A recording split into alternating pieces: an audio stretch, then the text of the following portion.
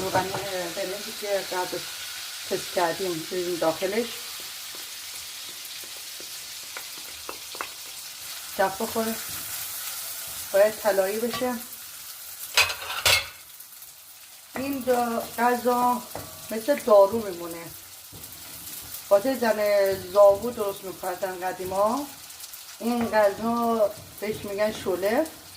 چند نوع داروگیایی داره به نام رازیانه، زیره سیاه، زیره سبز، زردچوبه، زبان خودمون حلبه که میشه تخمش هم بلیله، زیر سیاه، زیره سبز، رازیانه هم داخلش میریزیم، تپش میدیم. شوله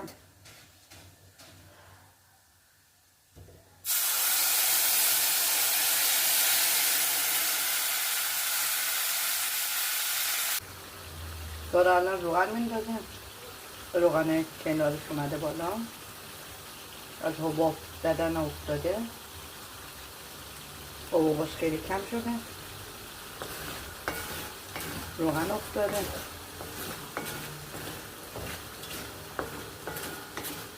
خودش داره جمع میشه.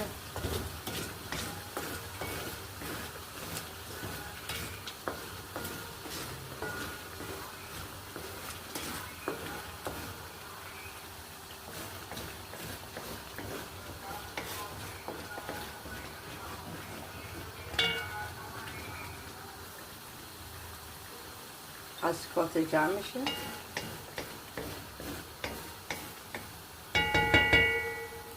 سیف کنم.